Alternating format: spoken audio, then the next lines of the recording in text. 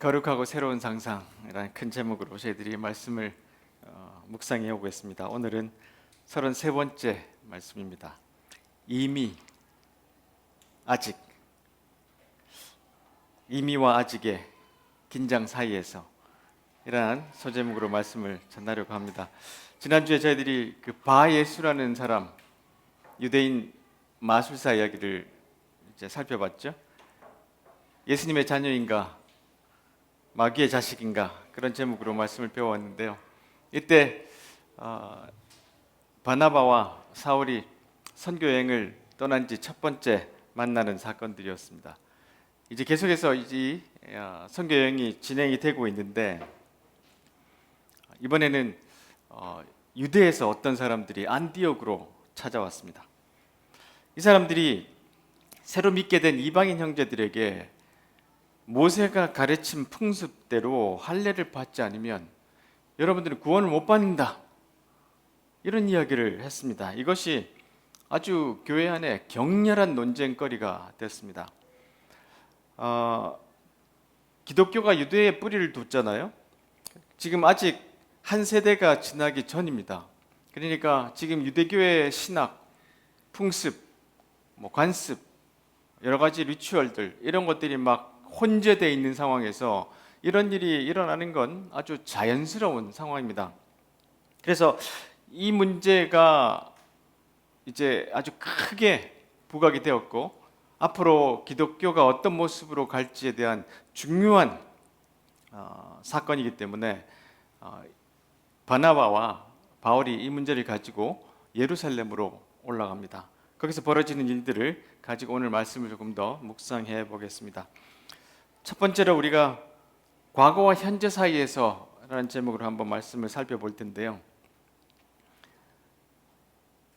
이 유대에서 안디옥으로 온 사람들은 오랫동안 유대인으로 있었고 5절에 보니까 이 사람들이 바리새파에 속해 있었다는 그런 힌트를 얻습니다. 그러니까 평생을 율법, 관습, 할례, 여기에서 교육을 받고 자란 사람들이죠. 이런 사람들이 예수님을 믿게 되긴 했는데 지난번에도 말씀드렸던 것처럼 한 사람이 무엇을 믿게 되면 우리가 계속해서 변해가는 과정 가운데 이 빙산의 그 밑에 있는 것처럼 수많은 여러 가지 해왔던 자기의 개인적인 역사들 아니면 가족의 어떤 뿌리들, 이런 것들을 다시 한번 재조정을 해야 예수님께서 기대하시는 그리스도인으로 점점점 이제 자랄 수 있게 된다는 것이죠. 자, 이 바리새인들도 사실은 그런 모든 이제 이스라엘의 유대 역사를 통해서 자라왔기 때문에 이런 것들을 한 번에 쉽게 버리는 것도 쉽지 않았고요. 또한 아직도 기독교의 어떤 교리들이 확실하게 정리되고 만들어져 있지 않은 상황이니까 많은 고민들이 있었던 시기였을 것 같아요. 그래서 그런 사람들이 자기가 자라온 그 배경과 환경 때문에 할례는 꼭 받아야지, 그래야 구원받지, 이방인이라도 꼭 할례는 시켜야 돼, 이런 주장을 하게 됐던 것이죠. 자, 이 할례를 좀 살펴볼 필요가 있는데요. 이 할례의 첫 출발은 아브라함에게서부터 시작됐습니다. 아브라함에게 하나님께서 직접 나타나셔서 언약을 맺으세요. 근데 언약을 맺는 방법이 아주 독특했습니다. 남자의 양피를 베어라, 그것이 언약의 표시가 된다. 이 언약이라는 말의 다른 뜻이 뭐냐면 자른다, 컷한다, 이런 뜻이거든요. 그래서 이제 할례를 시행하게 되는데 여기 보니까 남자아이는 태어난 지 8일 만에 할례를 무조건 받아라. 그리고 너희 집에 태어난 종과 너희가 너희 자손이 아닌 외국 사람에게서 돈을 주고 산 사람도 할례를 받아야 된다. 그러니까 온 백성들이 다 할례를 받아야 되고 심지어 종까지 할례를 받아야 되는데 그것이 뭐냐면 보세요. 너희 살 속에 새겨진 내 언약이 영원한 언약이 된다. 언약이란 말과 자른다, 컷한다는 말이 동일어예요.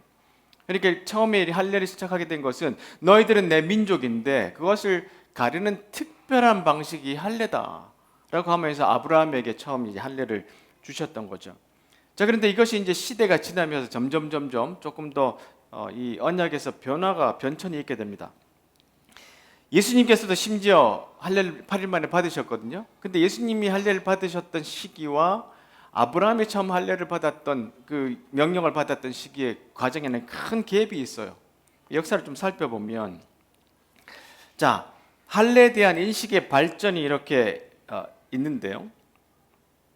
첫 번째, 아브라함이 할례를 이제 받게 된 상황에서는 아까 말씀드렸지만 언약의 표징으로 받았던 겁니다. 그래서 너희들은 선택된 민족이야라고 이제 이 할례를 처음에 받아들이게 됐는데, 이제 모세가 그동안 이집트에 포로로 잡혀 있다가 한 400년이 지났거든요. 그 사이 이제 이 할례들을 하지 못했던 시기도 있었을 것이고 여러 가지 상황이 있었을 텐데, 이제 이스라엘 백성들을 다 출애굽시킨 다음에 다시 너희들은 내 민족이야, 내가 선택한 백성들이야, 이제 하나님 나라가 너희를 통해서 만들어질 거야 하면서 그들에게 율법으로 다시 한번 할례를 시행하게 했습니다. 그래서 종교나 도덕이나 사회법 가운데 이 율법이 차지하게 됐고요. 자, 그리고 난 다음에 이제 바벨론으로 포로로 잡혀가죠. 민족들이 다 이제 자기 땅에서 떠나서 잡혀가는데, 그때는 성전이 다 불타고 무너졌어요. 그러니까 이 중심이 어디로 옮겨가게 되냐면, 신앙의 중심이 이제는 성전이 없는 시대, 그러니까 율법과 할례에 더 깊이 이제 매몰되는데, 그것이 뭐냐면 이것이 우리의 정체성이다. 우리가 이 외국의 포로로 잡혀 살긴 하지만 이 할례를 받는 이유는 우리는 여전히 유대인이야, 공동체성을 확보하기 위해서 또 이 할례가 시행이 되었어요. 그리고 난 다음에 이제 포로에서 해방이 돼 가지고 이스라엘로 돌아왔는데, 몸은 돌아왔지만 여전히 계속해서 타국의 지배를 받게 되었던 상황이에요. 이 안티쿠스 4세라는 사람, 자기 스스로를 에피페네스라고 이제 칭했는데, 에피페네스가 뭐냐면 신의 현현, 나는 신으로 나타난 사람이야, 이렇게 막 이제 조금 이상한 행동을 했던 사람인데, 이 사람이 그동안 이 팔레스타인 지역을 지배하고 있었거든요. 그 왕조였는데 그들에게 할례 금지, 성전에서 예배 금지, 이렇게 강력하게 종교를 탄압했어요. 그러니까 이스라엘 백성들이 그것에 저항하면서 막 이제 심지어 생명을 내어놓고 저항하는 거예요. 그러니까 이때는 뭐냐면 이 할례가 민족 저항의 상징이 됐어요. 신앙을 목숨 걸고 지켜야 돼, 그러면서 이제 할례에 대한 중요성들이 생기게 된 것이고, 그 다음에 이제 신약 시대에 넘어와서는 이게 바리새인들이 점점 더 강조를 하게 됐지만, 예수님 여기서 벗어날 것을 또한 이제 나중에 또 예수님의 제자를 통해서 알려지게 되는 것입니다. 자, 그래서 할례라는 것이 이렇게 시대적으로 쭉 발전을 하게 되는 거예요. 자, 시간 안에서 사는 법이란 책에서 제임스 K. 스미스가 이런 얘기를 하고 있는데요. 현대 수많은 그리스도인들이 영적 시간 측정 이상 증세를 겪고 있다. 이게 뭐냐면 지금 이 바리새인들이나 다른 사람들처럼 이제 여전히 과거에 살고 있는 거예요. 지금 예수님이 오셔가지고 다른 일들이 벌어졌는데도 여전히 시간 측정을 못하고 있어요. 지금 일어나는 사건들, 벌어진 사건들이 무엇인지를 이해를 못하고 있단 말이에요. 근데 지금 현대에 사는 우리 그리스도인들도 이 시대가 어떤 시대인지를 착오하는 사람들이 굉장히 많습니다. 시간을 가늠하지 못하며 지금이 어떤 시대인지 지각하지 못한다. 여전히 과거에 살고 있는 사람들이 많아요. 너무 많은 현대의 그리스도인들이 역사를 메마르고 질감이 없는 풍경으로만 볼 뿐이고, 아주 재밌는 표현을 썼는데 이를 시간의 생명으로 생각할 수 있다. 지금 현재에 무엇이 일어나고 있는지를 모르니까 여전히 할례를 받아야 돼, 이렇게 가르치고 있는 것이죠. 역사의 미묘한 차이와 역동성을 이해하지 못하는 증상이고요. 우리는 특정한 때가 왜 중요한지를 분별하지 못한다. 우리가 어느 정도까지 과거의 산물인지 이해하지 못하고 그리고 현재에 대해서 순진한 태도를 가져요. 좀 다른 말로 하면 지구의 역사가 6,000년이라고 주장하는 사람들이 있습니다. 그 지구 역사가 왜 6,000년이라고 주장을 하느냐 하면 지금 시대부터 성경이 말하는 여러 가지 계산법을 쭉 두들겨 보니까 한 6,000년 정도 되는 거예요. 그러니까 지구가 지금 역사가 6,000년인데 과학이 거짓말한다고 이야기하는 거예요. 그러니까 지금 우리는 지구가 둥근 시대를 살고 있지만 아직도 지구가 평평하다고 믿는 사람들이 있어요. 그러니까 시간이 역사가 지금 어떤 때인지를 알지 못하고 자꾸 주장하는 사람들이 있는 것처럼 신앙도 마찬가지예요. 우리도 벌써 21세기에 살고 있는데 수많은 기독교인들이 아직도 저 이스라엘 시대에 살고 있는 사람들도 상당히 많이 있습니다. 지금 때가 언제인지 과거와 현재를 구별하는 것이 참으로 중요한데요. 팀 켈러의 쓴 책을 가지고 쓴 책에서 이런 이야기를 합니다. 모든 다른 문화, 모든 다른 종교, 다른 모든 철학은 우리의 성과에 기반하여 정체성을 부과한다. 이것이 무슨 뜻이냐면 기독교를 제외하고 거의 다른 문화나 종교에서 너 무엇을 해야지만 너는 구원받아. 너는 이것을 해야지만, 할례를 받아야지만 우리 민족이 돼. 이렇게 무슨 성과를 요구할 때 반드시 뭐를 해야 된다고 주장하는 거예요. 그런데 기독교가 그렇지 않다는 거예요. 보세요. 기독교는 나는 너를 사랑한다. 너는 내가 사랑하는 자녀며 나는 너를 무척 기뻐한다. 그것은 네가 성취한 일 때문이 아니라 예수께서 이미 성취하신 그 일 때문에 너희들은 정체성을 얻는 거야. 다시 한번 말씀드리면 다른 모든 어떤 문화나 종교에서 말하는 것처럼 넌 무엇을 해야지만 넌 이런 구원을 얻거나 자격을 얻어라고 이야기하지만 우리 기독교에서는 예수께서 그 일을 너를 위해서 대신해 줬기 때문에 너는 사랑받는 자야. 너는 구원받은 자야. 라고 하는 차이가 있다는 거예요. 그러니까 할례를 받아야만 너는 구원을 받고 우리의 민족이 된다고 했던 이 과거에 있던 사람에게 예수님의 시대에는 그게 아니야. 예수께서 십자가에 죽으심으로 너를 위해서 일을 해 주었기 때문에 너에게는 새로운 정체성이 생긴 거야. 완전히 다른 이야기를 하고 있잖아요. 그렇죠? 그런데도 아직 바리새인들이 아직도 이 상황들을 전체가 이해가 큰 그림이 자기에게 그려지지 않았던 거예요. 사도행전 15장에 있는 이야기를 전통과 혁신의 문제로 보면 안 된다. 이런 이야기를 톰 라이트가 하고 있는데요. 이 할례는 전통이고 예수님 오신 것은 혁신이야. 이렇게 받아들여서는 안 되는데 왜냐하면 벌써 이 이야기를 11장에서 한번 공동체가 했었던 이야기거든요. 자, 전통과 혁신에 대한 일반적이거나 추상적인 요점이 아니라 보세요. 이 이야기는 초기 기독교 전체의 핵심인 매우 구체적이고 특이한 요점이다.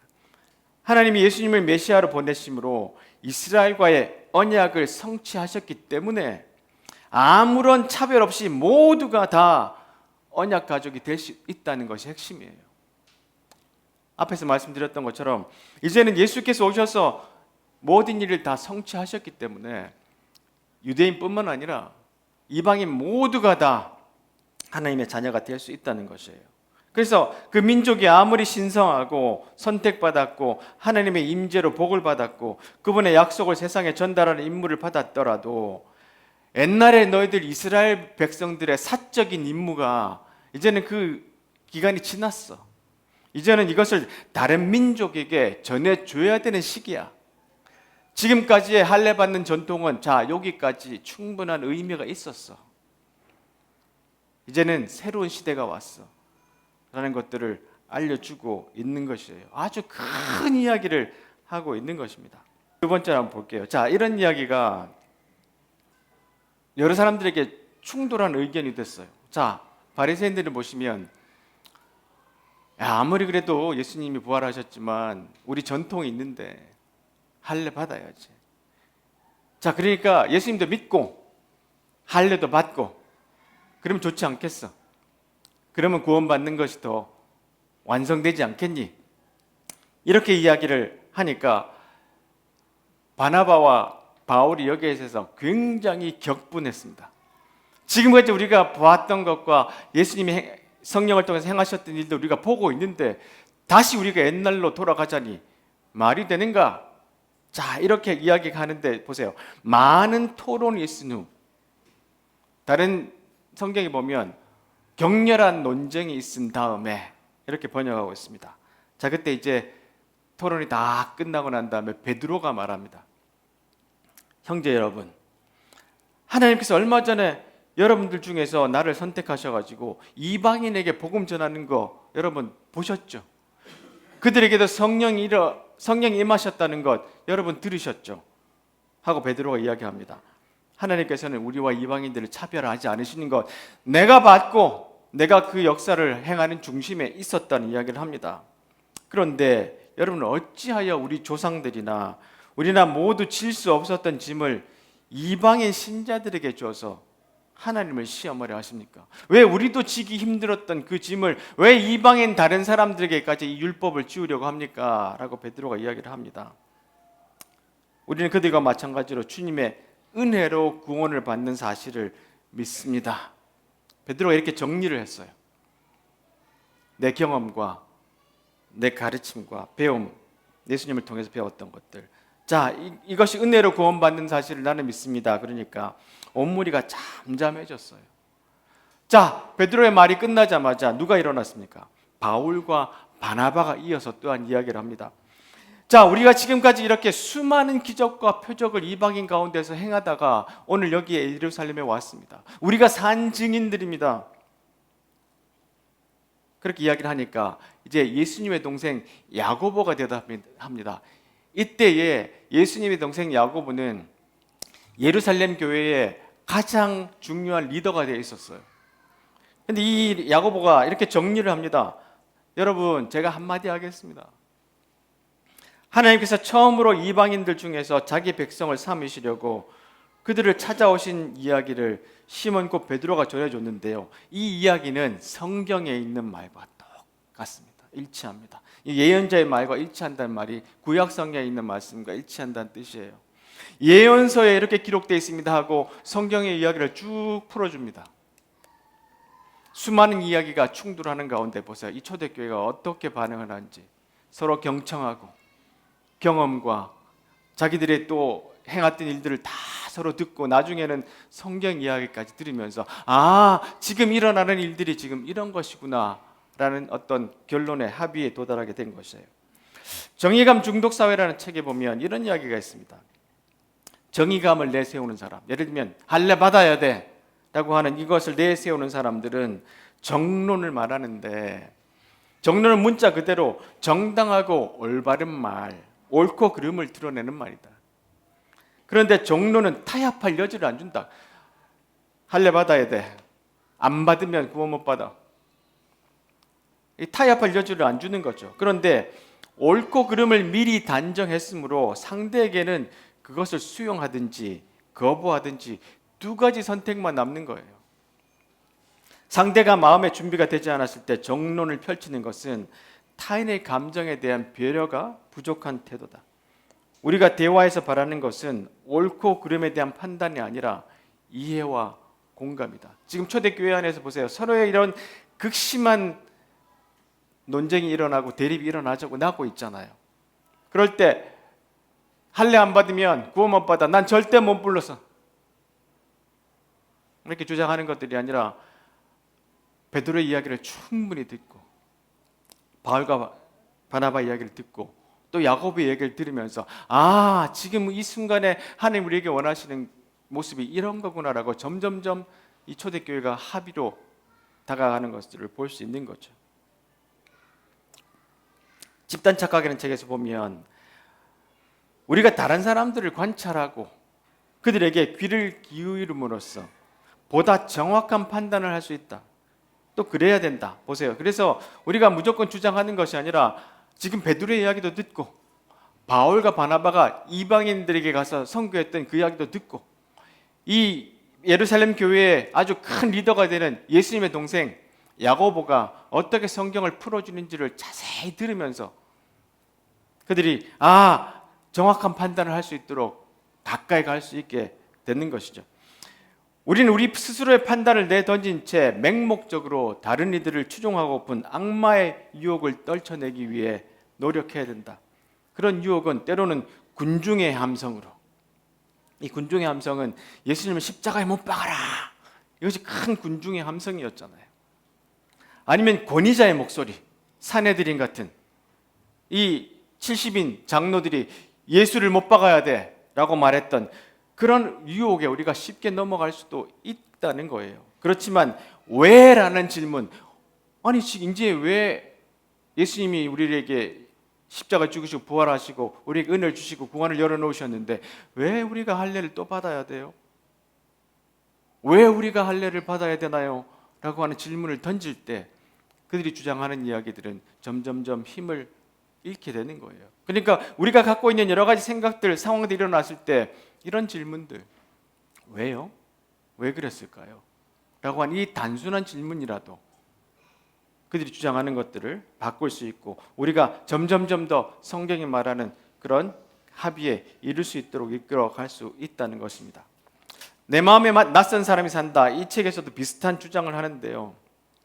많은 사람들이 현재보다 더 나은 변화를 이끌어내는 것이 쉽다고 생각해요.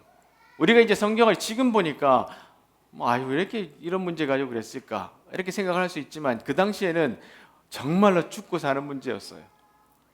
자, 합리적이고 논리적인 판단과 결단 그리고 변화에 대한 동기에 추진력이 있으면 변화는 얼마든지 일어날 수 있겠다 이렇게 생각할 수 있지만 변화를 이루어내고 기존의 신념과 가치관을 포기해야 되는, 보세요, 과정이 필요하다. 과정. 이 과정이 지금 토론의 과정이었어요. 베드로 이야기를 듣고 바울과 바나바 이야기를 듣고 야고보의 이야기를 듣고 이 과정을 거치는데 이것을 해빙이라고 이야기한답니다. 해빙. 얼음이 녹지 않은 상태에서는 딱딱하고 고체인데 이것이 점점 녹아지는데 할례 반드시 받아야 돼 라고 했던 이 고체 같은 마음들이 사람들이 서로 이야기하고 듣고 토론하고 경청하면서 점점 녹아져서 어떻게 해요? 정말 주님이 원하시는 것이 무엇인 건지를 다가가게 되고 공동체가 합의에 이르게 되는 과정들을 거치는 거예요. 그래서 우리가 녹이는 방법이 가장 좋은 것이 뭐냐면 이렇게 이야기를 듣고 경청하는 것이라고 이야기를 합니다. 이런 과정을 지금 초대교회가 지금 지나고 있어요. 자, 진실의 조건이라는 책에서도 이런 이야기를 합니다. 이런 실제로 할례를 받아야 돼 라고 가르쳤던 것이 이제 무너지고 오직 예수님을 통해서 모든 민족이 언약의 공동체로 들어와야 돼 라는 새로운 지식이 생겼잖아요. 근데 이 지식이 충족되려면 세 가지가 필요한데 첫 번째는 믿음이 있어야 돼요. 그것이 뭐냐면 예수님께서 이 일을 행하셨다는 믿음이 있잖아요. 그 다음에 그 믿음이 진실이어야 되는데 그 믿음의 진실이 어디로 계속해서 일어나느냐 하면 바로 이 세 사람의 이야기를 통해서 다 개인적인 경험과 그 실제로 일어났던 사건과 성경의 이야기들이, 구약의 이야기들이 합해져서 그래 그렇구나, 이제는 할례가 필요 없어진 시대가 됐구나라는 지식이 생기게 된 거예요. 뒷받침할 타당한 근거와 증거가 이 세 사람을 통해서 충분히 제공이 된 거예요. 그러니까 더 이상 할례를 반드시 해야 되겠다는 이야기들을 하지 못하고 온 회중이 잠잠하게 됐는데 여기서 사실은 끝이 난 게 아니에요. 이 일들은 계속해서 사실은 몇 세기 동안 진행이 됩니다. 세 번째로 우리가 배울 것은 뭐냐면 원칙과 적용이 있는데요. 그 사이에서 지금 바울 사도가 굉장히 줄타기를 합니다. 빌립보서에 보시면 보세요. 형제 여러분, 주님 안에서 항상 기뻐하십시오. 같은 말을 여러 번 한다고 귀찮게 생각하지 말고 여러분을 위한 말이니 잘 들어주십시오. 보세요. 얼마나 강한 말을 이야기하는지. 육체적인 할례를 받아야 한다고 주장하는 악한 자들을 조심하십시오. 그들은 뭐라고요? 마치 개와 같은 자들입니다. 지금 금방 조금 전 우리가 살펴봤던 이 사도행전 15장에서 이렇게 합의하고 이야기하는 모습과는 다르게 또 다른 성경에서는 개와 같은 자들이니까 할례를 주장하는 자들하고 절대로 어울리지 말라고 강력하게 이야기합니다. 우리는 참 할례를 받은 사람, 우리는 마음의 할례를 받은 사람으로서 하나님의 영으로 예배드리며 예수 그리스도 안에서만 자랑합니다. 우리는 우리가 스스로 얼마나 믿을 수 없는 존재인지 잘 압니다. 이렇게 이야기를 하기도 하고요. 갈라디아에서도 또 이렇게 이야기합니다. 나와 함께 있던 디도는 그리스 사람이지만 나는 그에게 억지로 할례를 베풀지 않았습니다. 우리 가운데 거짓 형제들이 몰래 들어왔기 때문입니다. 그들은 우리를 다시 율법의 종으로 만들고 그리스도 예수 안에서 우리가 누리는 자유를 엿보려고 정탐꾼처럼 끼어들었습니다. 그러니까 나는 이 디도에게 할례 주는 거 허락하지 않았어요. 이렇게 또 할례를 주장하는 사람들에 대해서 강력하게 경고를 합니다. 그런데 사도행전 15장 다음에 16장이 일어나는데 기간, 이 날짜로 하면 약 1년도 안 되는 사건의 기간인데 이때는요 디모데에게 할례를 줍니다. 바울이.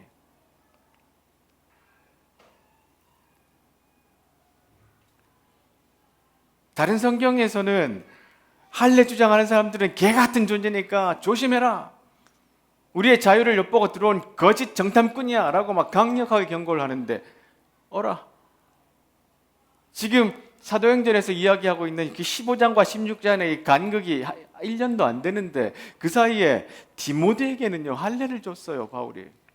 도대체 이 사람이 그러면 서로 자기의 의견과 생각에 충돌이 되는 건가? 이렇게 의심할 수 있잖아요. 근데 바울의 서신서들을 자세히 읽어보면 공동체마다 바울이 주장하는 것이 달라요. 왜냐하면 거기에 맞게, 알맞게 바울 사도가 말씀을 주고 또 행하는 거예요. 갈라디아 교회에서는요 율법주의의 회귀, 자 반드시 율법을 지켜야 된다, 할례를 받아야 돼 라고 하는 사람에게 맞서서 강경하게 맞서고요 자유를 선언합니다. 로마 교회는요 유대인과 이방인의 신학적인 통합을 이야기해요. 고린도 교회에서는 도덕적 희위와 우상 문제에 대해서 더 실용적인 방향으로 제시합니다. 그러니까 바울 사도는 지금 이랬다 저랬다 하는 것이 아니라 이 공동체가 지금 어떤 상황이고 거기에 어떤 메시지를 주는 자들에게 우리가 어떻게 반응해야 되는지를 맞게, 그 공동체에 알맞게 말씀을 주고 행동하고 있는 거예요. 그러니까 지금 디모데는 가서 말씀을 전하려고 하는데 거기가 다 유대인 공동체예요. 근데 유대인 공동체들이 너는 유대 피가 반이 섞였는데 왜 할례를 안 받았니? 이렇게 주장하면 그들에게 말씀을 전하는 것이 걸림돌이 되잖아요. 그러니까 이것이 구원의 방도가 아니라 오히려 구원을 전하는 도구로 쓰이게 되는 거예요. 그러니까 그동안은 할례를 받아야 구원받는다는 뜻이 아니었어요. 이 공동체에서 할례를 안 받으면 오히려 그들에게 메시지를 전하는 것이 방해가 되겠다라는 그 판단하에서 바울 사도가 디모데에게는 할례를 주었던 거예요. 그러니까 이 긴장 사이, 내가 신학적인 원칙은 지켜야 되지만 이것을 공동체에 어떻게 적용해야 되는가, 이 둘 사이에서 바울 사도는 계속해서 정확한 판단을 내리기로 애를 썼고 또 계속해서 그것을 적용하도록 노력을 했던 것입니다. 자, 다원주의 사회의 복음이라는 책에서 보면 그리스도인들이 예수가 길이요 진리요 하나님 아버지께 나아가는 생명의 길이라고 주장하는데 이것은 우리 모두가 진리를 다 알고 있다는 뜻이 아니라는 거예요. 그들은 진리의 길 위에 서 있음을 주장하고 다른 사람들에게 그들과 동참하도록 초청하면서 진리의 완전함을 향해 가르침 받은 것을 온전히 알게 될 날을 향해 나아간다. 이 뜻은 뭐냐면 우리가 다 알고 있다는 게 아니에요. 모든 진리를 다 알고 있으니까 여기에 모두가 동의해야 된다는 뜻이 아니라 우리가 여전히 몰라요. 완벽하지 않아요. 그럼에도 불구하고 우리가 그 길 위에 서 있다는 거예요. 할례를 받아라, 받지 마라. 그 모든 진리도 사실은 바울 사도의 삶을 보면 그도 계속해서 발전하고 있었어요. 15장에서는 이야기를 했지만 16장에서는 공동체에 맞도록 이것을 적용해야 되는구나 라는 그의 생각의 전환들이 일어난 것을 볼 수가 있고 그가 쓴 서신서들을 자세히 보면 그의 생각과 판단이 이렇게 이 교회에서는 이렇게 적용이 됐고 이렇게 발전해오고 달라지고 있구나, 이런 것들을 확인할 수 있는 거예요. 그러니까 우리가 신앙생활을 한다는 것이 모든 것을 다 알고 있는 것을 배우는 것이 아니라 여전히 이 긴장감 사이에서 우리 신학적인 동의는 이렇지만 우리는 어떻게 적용해야 될까라는 고민들을 해야 된다는 것입니다. 자, 말씀을 좀 이제 정리를 좀 할게요. 자, 오늘 이제 설교 제목을 이미와 아직의 긴장 사이에서 이렇게 정했는데요. 이 이미는 뭐냐 하면 예수님께서 우리를 이미 구원하셨잖아요. 그렇죠? 근데 아직 우리는 그 구원이 완성된 것이 아니에요. 다시 한번 이야기하면 예수께서 우리에게 사실은 가르쳐 주신 모든 그 말씀들이 있지만, 이미 우리에게 있지만 우리는 아직 다 알지 못해요. 주님께서 우리에게 구원을 허락하여 주셨지만, 우리는 믿음으로 구원을 받았다고 말하지만 구원이 지금 이루어진 것은 아니에요. 그렇죠? 이 이미와 아직 사이에 우리가 지금 살아가고 있어요. 이게 죽어 있는 것이 아니라 살아 숨쉬고 있는 세상의 상황 속에 우리가 살고 있는 것입니다. 자, 보세요. 이제 이 베드로 이야기를 듣고, 바울과 바나바 이야기를 듣고, 또 야고보 얘기를 듣고 난 다음에 결론을 어떻게 세우느냐 하면요, 보세요. 야고보 이야기인데요, 19절에 보시면, 그러므로 내가 판단하기로는 하나님께로 돌아온 이방 형제들을 괴롭히지 마라. 일단 할례 받아라, 율법 지키라, 이런 거 가지고 이방 형제들을 괴롭히지 마라. 그들에게 편지를 써서 한 가지만 부탁하자. 우상에게 바친 더러운 음식을 먹지 말고, 음란한 행동하지 말고, 목졸라 죽인 짐승의 고기에 피를 먹지 말라. 요건 좀 지켜달라. 이게 지금 야고보의 중재안이었습니다. 자, 할례 받아라 라고 말하는 너희들, 더 이상 이방인들 괴롭히지 마라. 자, 이방인들은 할례는 안 받아도 돼. 다른 율법은 안 지켜도 되는데, 음란한 것과 그 다음에 또 한 가지 보세요. 목졸라 죽인 짐승의 고기와 그 피를 먹지 마라. 이걸 단서로 달았습니다. 그 이유가 뭐냐면, 이스라엘 백성들은 피가 있는 고기는 절대로 먹어서는 안 되거든요. 그 코셔푸드라고 한다고 말씀드렸잖아요. 그들은 반드시 짐승을 죽일 때도 아주 그 성경이 말하는 적절한 구약의 방식으로 도축한 다음에 랍비가 가서 검사를 하고, 랍비가 도장을 찍어줘요. 피를 다 뺀 고기를 먹게 돼 있어요. 그런데 이것을 이렇게 몇천 년 동안 행해 왔기 때문에 그것을 좀 존중해 줘라, 이방인들도. 다시 한번 정리하면, 자, 이방인들에게 율법 강요하지 마, 할례 강요하지 마. 자, 이방인들은 그동안 했던 이분들이 살아갔던 습관들은 조금 존중해 줘. 그 중에 한 가지 부탁하는 게 뭐냐면, 음식 문화를 좀 존중해 주라. 이것이 뭐냐면, 살아 숨쉬는 이 현장에서의 이 다른 공동체의 합의들을 이끌어내는 과정이에요. 이미와 아직의 긴장 사이에서, 자, 이런 일이 벌어졌을 때 어떻게 결론을 내야 하는지를 이 야고보 이야기를 통해서 배워주는 거예요. 바로 배려하라는 뜻입니다. 이 공동체에, 이방인 공동체에 할례, 율법 강요하지 마. 그러나 이방인들이요, 지금까지 수천 년 동안 유대인들이 이렇게 살았기 때문에 그들의 살아가는 방식은 좀 존중해줘. 왜냐하면 그들은 피체 있는 음식을 먹지 못하게 돼 있어. 이것만은 존중해줘. 근데 나중에 이것도 변하게 됩니다. 지금 이 시기에 맞는 상황에 따라 서로 존중하고 배려해줘. 이런 이야기를 합니다. 제국과 천국이라는 책에서 보세요. 성경의 진리관, 성경은 진리가 뭐냐라고 이야기할 때, 성경 이외의 철학이나 이런 것들을 가르치는 것은 뭐냐면 객관주의 인식론이라 그래요. 객관성, 중립성, 보편성, 추상성. 근데 성경은요, 진리가 뭐냐면 철저하게 인격적이고 관계적입니다. 할례를 반드시 받아야 구원받는다라고 하는 것을 어떻게 인식론적으로, 철학적으로 아니면 과학적으로 증명해내는 것이 아니라 인격적으로, 관계적으로, 자, 이방인들이요, 그리고 이 유대인 공동체요, 이 문제를 어떻게 해결하고 무엇이 진리냐, 서로 배려하고 서로 관계 안에서, 자, 율법 지우지 마. 그렇지만 이 사람들이 이것을 중요하게 생각하니까 피체, 목졸라 죽인 짐승은 좀 먹는 건 좀 삼가해줘. 이렇게 관계적으로 진리를 결정하고 있다는 것이에요. 근본적으로 언약 관계상의 신실함을 이끄는 것인데, 특정한 시점에 특정한 공동체에서 일상생활을 통해 구체적으로 등장한다. 이것이 지금 특정한 상황이 뭐냐면 1세기에 특정한 초대교회에서 할례를 받아야 돼, 목졸라 죽인 고기를 먹어야 돼 라는 이 특정한 상황, 특정한 공동체에서 서로 배려해줘. 이방인들은 이거 요구하지 마, 이방인들은 이걸 존중해줘, 이렇게 가르치게 되었던 것이죠. 무엇이 옳은가라는 책에서 보세요. 극단적으로 양극화되고 스스로 확실하다고 여기는 시대에 우리에게 필요한 것은 보다 겸손한 태도와 덜 비난하는 자세, 그리고 후손들이 지금 우리의 행위를 놓고 야만적으로 여기리라는 사실에 대한 깨달음이다, 이렇게 말하고 있는데, 보세요. 우리가 지금 이 1세기의 논쟁을 보면 좀 야만적이지 않나요? 그렇죠? 뭘 이런 이야기 가지고 이렇게 고민했을까? 우리가 지금 시대에 보면 그들 참 몰랐다는 생각을 하게 되죠.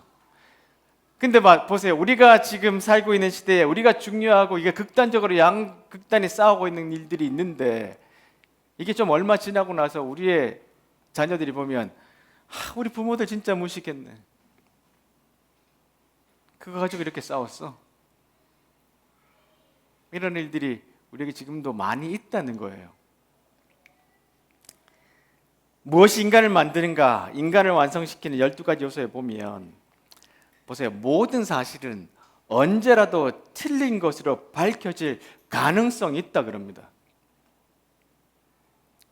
사람들은 어떤 사실을 무시하고 어떤 사실을 기존의 구조 속으로 포함시킬지 결정할 수 있게 도와줄 전제를 갖고 있다. 이거 좀 어려운 말이긴 한데, 어떤 것은 받아들이고 어떤 것은 받아들이지 말아들니까 자기의 기본적인 생각들이 있겠죠. 그런데 한편으로는 증거가 요구하면 기존의 신념을 새로운 신념으로 대체할 준비를 하고 있어야 된다는 거예요.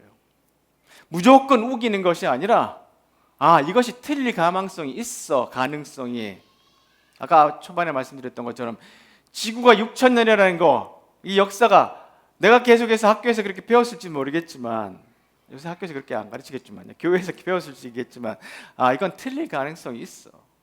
그 과학적인 증거가 나오면 자기 생각을 대체할 수 있어야 돼요. 그런 준비를 하고 있어야 된다는 겁니다. 세계관적 성경 읽기라는 곳에서 전성민 교수가, 이 전성민 교수는 제가 신학교 있을 때 제 방에 와서 자고 그랬는데, 이분이 이런 이야기를 합니다. 오늘날 한국 교회를 규정하는 특징은 반진화, 반이슬람, 반공, 반동성애다. 이 네 가지 반의 공통적인 정서는 두려움이고, 그 뿌리는 한국 전쟁이 유발한 분단 트라우마에서 자라난 반공주의며, 그 결과는 사람을 자신의 의지를 효과적으로 이루게 해줄 도구로 취급하는 사랑의 실패다.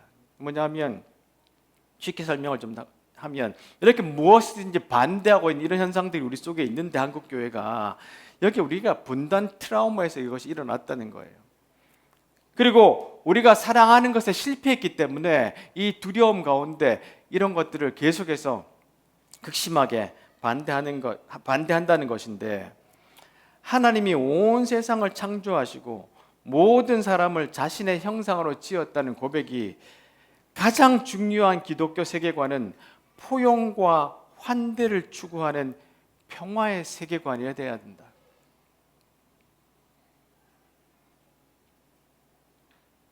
우리 한국교회가 지금 이 반대, 무엇에 대해서 적극적으로 반대하는 것들이 있는데, 이것은 우리가 갖고 있는 이 트라우마에서 진행된 것이라고 설명을 하고 있어요.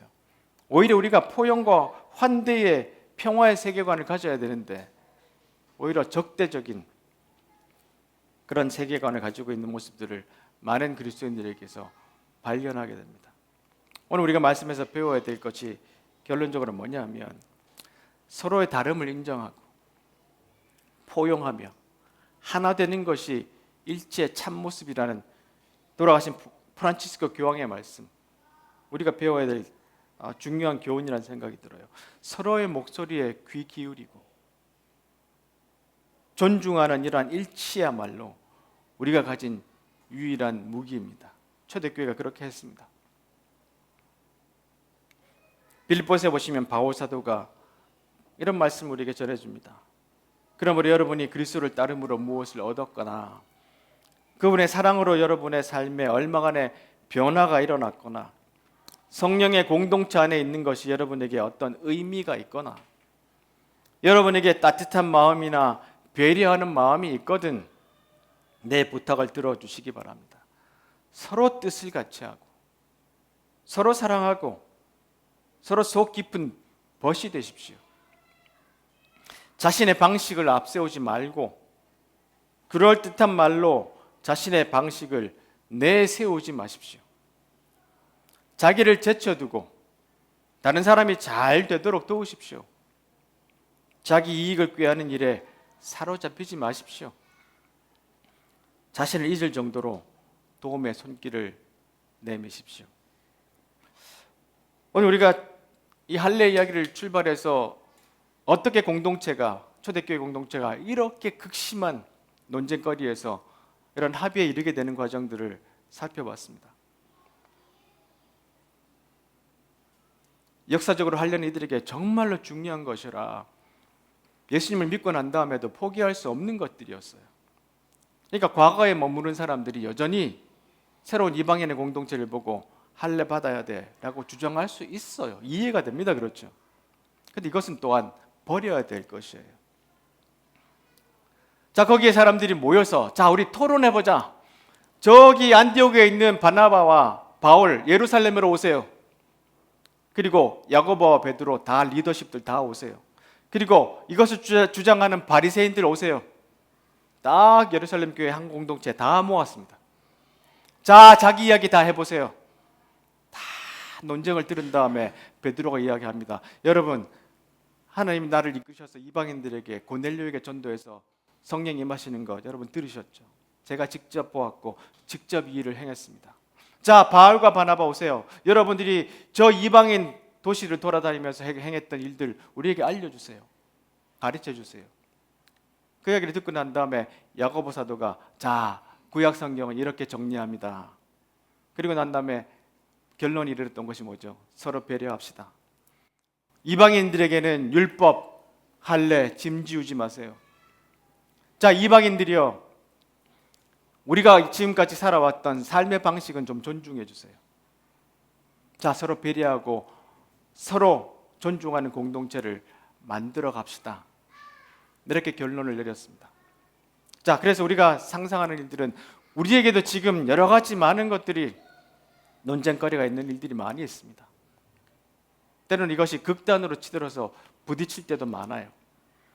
그럴 때 우리가 오늘 이들이 어떤 상상으로 어떻게 일들을 또 합의에 이르는지를 바라보면서 우리 시대에 처한 일들도 그렇게 고민하며 이야기하고 토론하고 배려하고 존중하는 공동체가 되기를 간절히 바랍니다.